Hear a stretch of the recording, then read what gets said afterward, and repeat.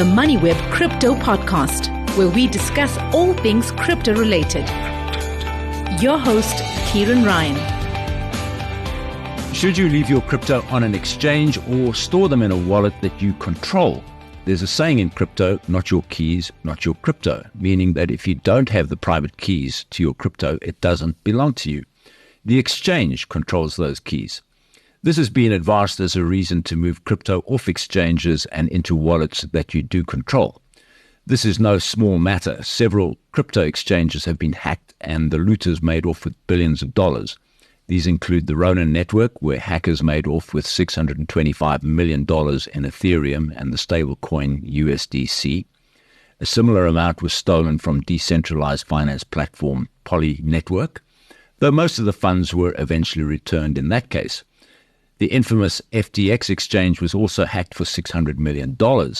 Perhaps the most famous of all was the Mt. Gox hack back in 2014 when 650,000 Bitcoin was stolen, though some of that has been recovered. This has fired up the debate about self-custody of crypto, though there are many who argue that keeping your coins on reputable exchanges is preferable. It's worth noting that none of the major South African exchanges, such as Luno, Valor, and Altcoin Trader, It's worth noting that none of the major South African exchanges, such as Luno, Valor, and Altcoin Trader, have suffered such a breach. If self-custody is the way to go, then what wallet should you choose, and how complicated is it to park your coins there? To answer that, we're joined by Kriyan Singh, who's co-founder of CoinEd, a crypto educational platform. Kriyan is also a project manager for distributed ledger technology at the CSIR. Hi, Kriyan. It's good to talk to you again, and thanks for your time. This is a question that many people are asking. When should you move your funds off an exchange and into self-custody? Maybe give us a little bit of guidance on that. Great. Thanks, Kieran. Thanks for having me on the show. I think one of the aspects that contributes to that question being answered is, at what stage are you looking to store your funds for at the long term? Now, why I say that is because many people store their cryptocurrencies on exchanges because they're trading them at the moment. But when you reach a point where it is more of an investment, for example, and the intention is to hold it for the long term, it is probably better to move it into a self-custody solution. And that entails a number of different options. It could be a software solution. It could be hardware solutions. It could be something that's browser-based, for example. So the first aspect is, at what stage are you looking to store it for the long term? Secondly, you need to consider the cost of moving it to offline storage, or rather to self-custody.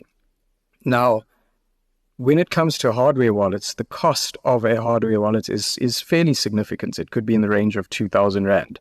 So it doesn't quite make sense to move a few thousand Rand off the exchange onto a hardware wallet. But it could very well be worthwhile moving it to a software wallet. That obviously opens up a whole discussion about the risks. What are the risks of moving to self-custody as against leaving your coins on the exchange? Well, I think one of the main risks of moving to self-custody is that you now take ownership of the security of those funds.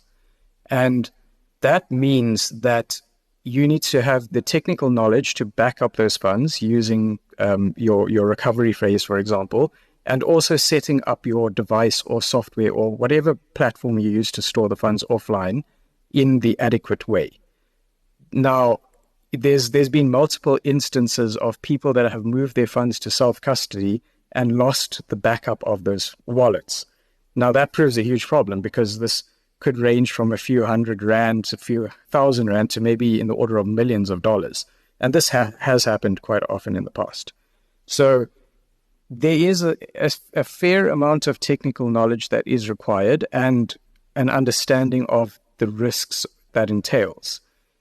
Another aspect to consider is that by storing your cryptocurrencies on exchanges, you are relying on the security that those exchanges have implemented. Now, this may be a good point to mention that if you are holding funds where the loss of those funds are not detrimental to your life, then it could be a better option to store your funds on cryptocurrency exchanges because, again, you are relying on the security that they have implemented. And a number of the exchanges in South Africa, for example, have implemented very good security protocols. And as you mentioned, there have not been significant reports of huge breaches of these exchanges in the past. So there is a level of trust that comes with storing it on an exchange, but when it does become significant, you are at risk of losing bigger values. Now, when these values reach a point that it could be detrimental to your life, then it becomes advisable to move it to a self-custody option. I want to come back to that point about the dangers of moving onto a hard wallet, but let's just first of all talk about the different types of wallets, because I think this is a point of confusion for a lot of people. And some wallets obviously are more popular than others. Some have a better reputation for security. And you got to get familiar with terms like hot wallets and cold wallets. So maybe start there. Explain the difference between what is a hot wallet and a cold wallet, and just run us through some of the better ones or some of the more reputable ones if you can. Sure. So hot wallets are generally wallets that are connected to the internet in some way. Now, a couple of examples could be a browser-based wallet, which is similar to an extension that you download on Google Chrome or Microsoft Edge. And they are always connected to the internet in some way. Another example might be an app on your phone that is a cryptocurrency wallet.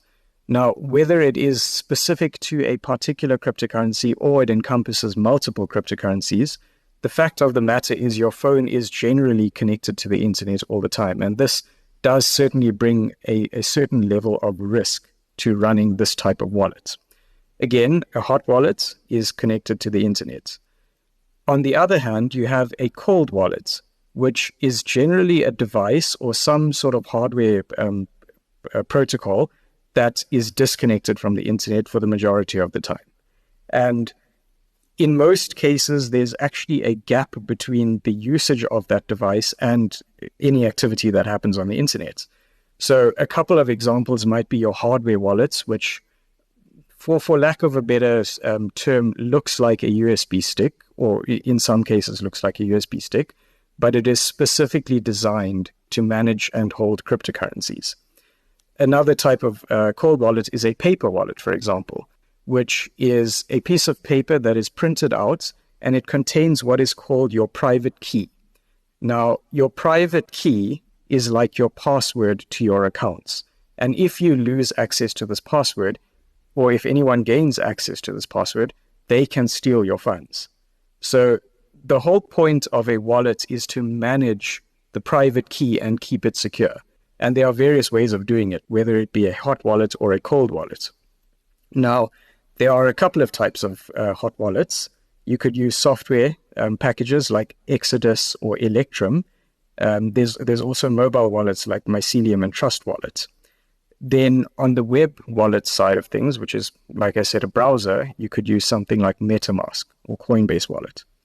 There are many manufacturers of hardware wallets, and I think two of the most common and most trusted at the moment are probably Ledger wallets and Trezor wallets. And within those brands, there are various models that suit your purpose based on how efficient and how advanced you want to be. And then lastly, like I said, paper wallets is a very rudimentary way of storing cryptocurrencies. I think if I can give you an example, when we use paper wallets within CoinEd, we use it as a tool to illustrate to students in a classroom how private keys and public keys are managed.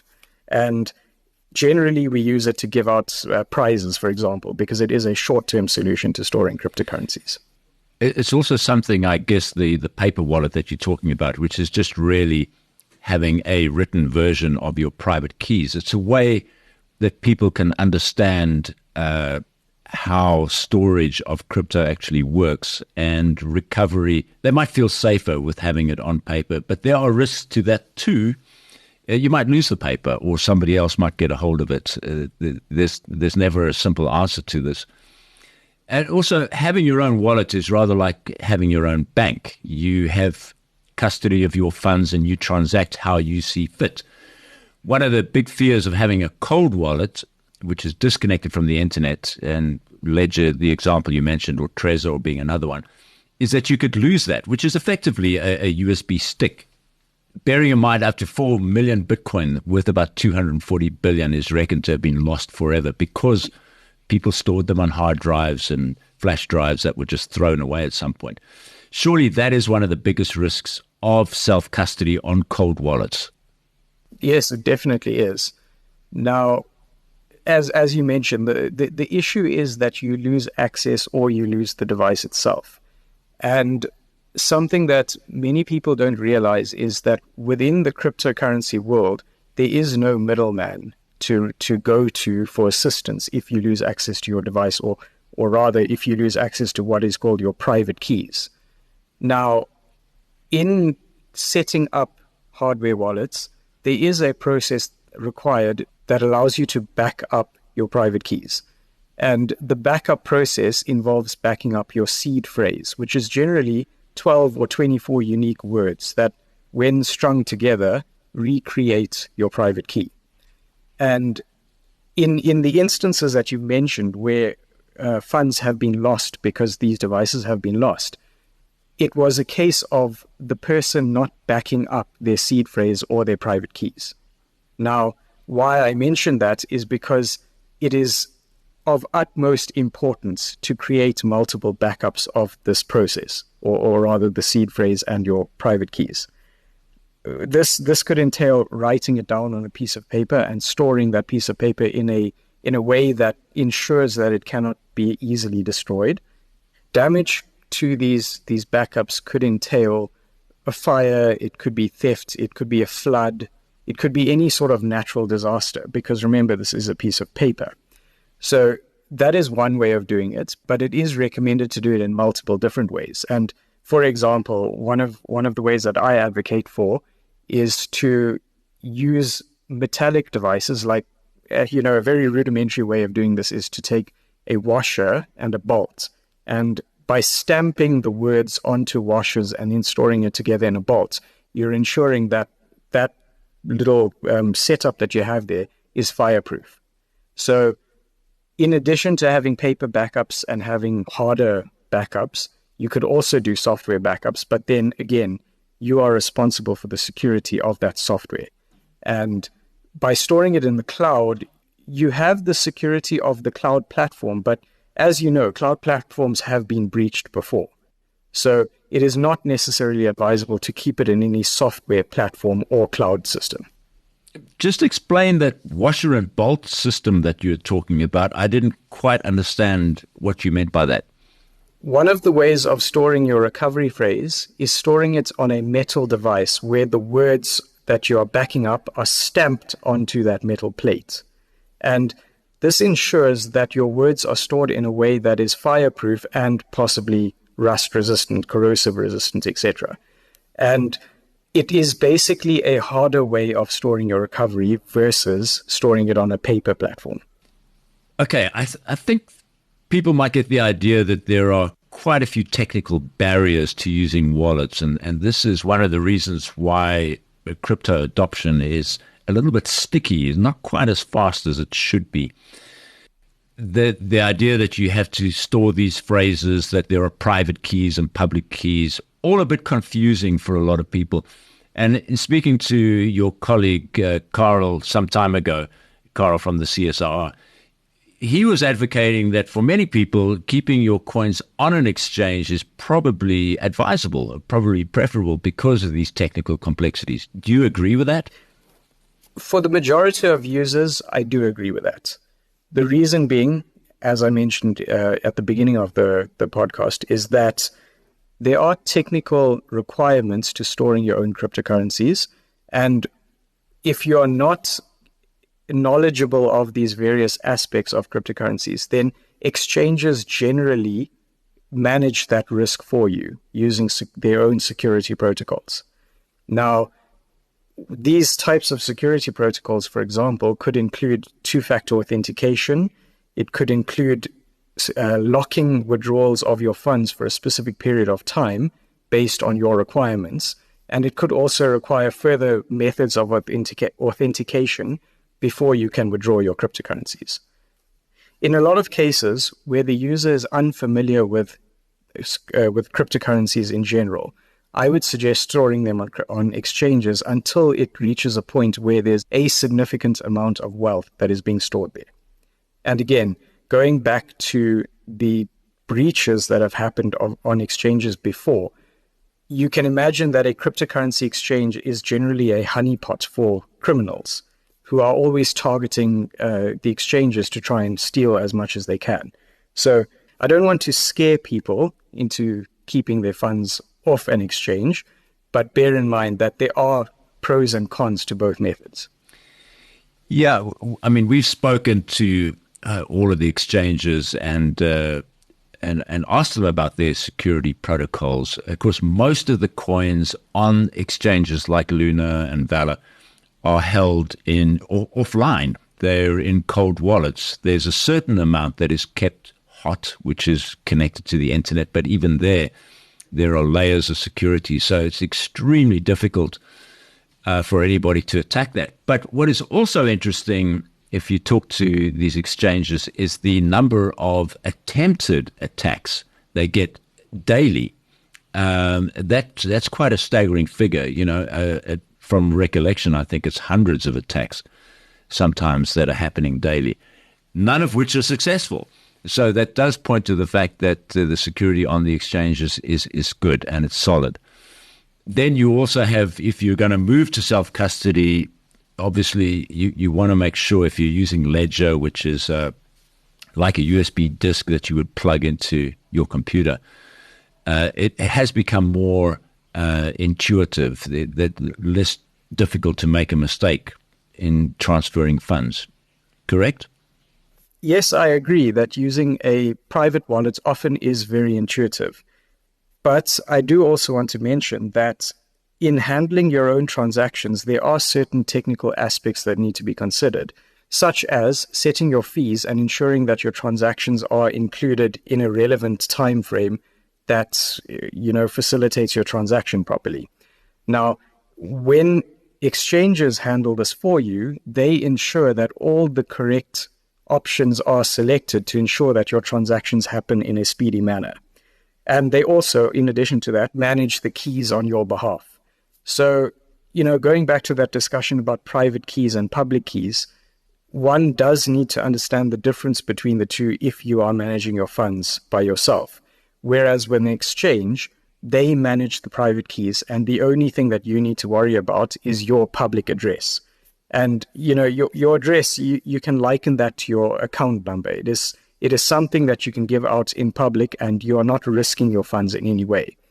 But when you do manage these funds on your own private wallet, there is the inherent risk that if your private key is somehow released into the public domain, it means that anyone can steal your funds. So by managing your own funds on your own device, there are some technical requirements that you need to understand. But with the correct amount of education, this can actually become quite easy. I guess the bottom line there is that if you are going to self-custody, do a little bit of research on the type of wallet that you want to use. There are browser-based wallets such as MetaMask. There are hard wallets such as Ledger and Trezor. And do quite a bit of research so that you don't fall into these many traps that you've just been talking about, right? Correct. When it comes to managing your own wallets, in most cases, it does require some software installation or configuration. And this could pose a certain technical aspect to setting up these wallets. And furthermore, when it comes to updating these wallets, there is a requirement to always have your backups easily accessible in case something goes wrong with the installation or the update process.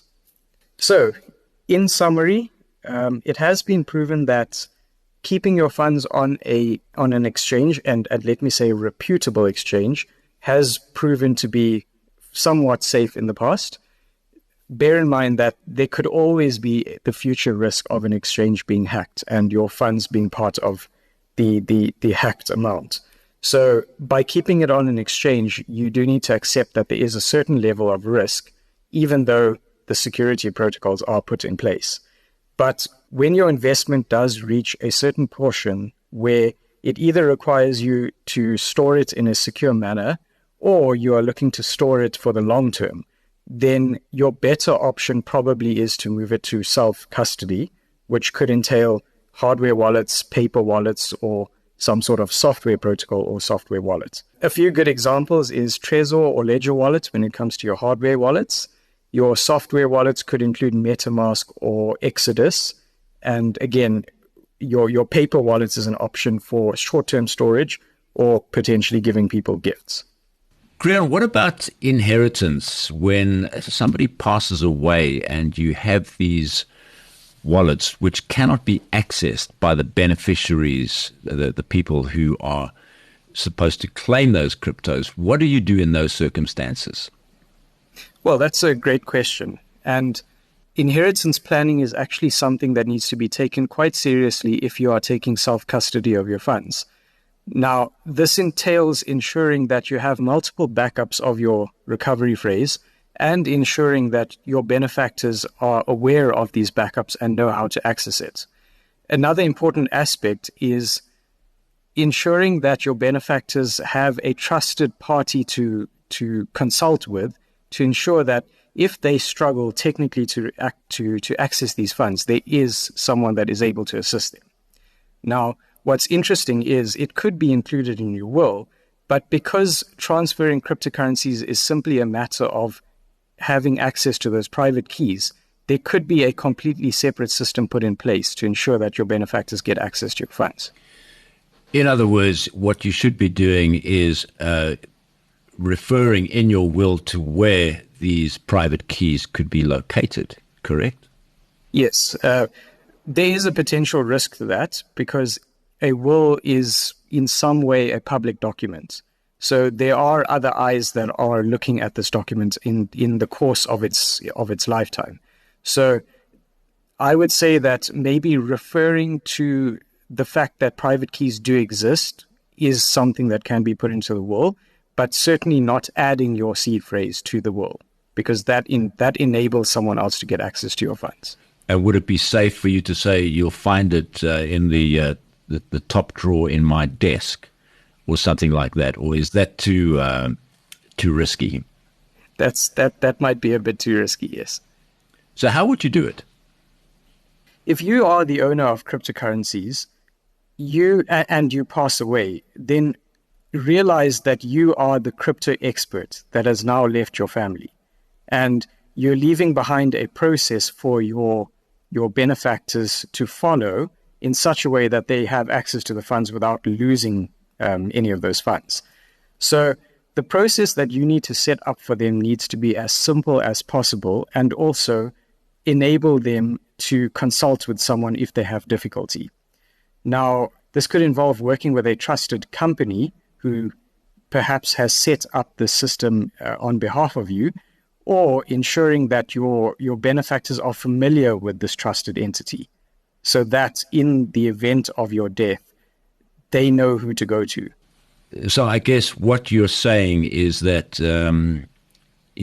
sometimes people pass away suddenly and they don't have time to prepare for these things, but oftentimes they do. And if that is happening, then you would obviously want to let your family know where they could find these keys, these private keys, without any difficulty. But if it does happen that, somebody passes away as a result of an accident, well, you haven't had time to prepare, then you would have to have something set up in your will and some way of indicating where these keys could be tracked down. Would that be a fair way to represent it? Yes, I think that's quite accurate. Okay, we're going to leave it there. Thanks very much for that. That was Creon Singh, who is co-founder of CoinEd, a crypto educational platform. He's also project manager for distributed ledger technology at the CSIR. Thank you, Creon.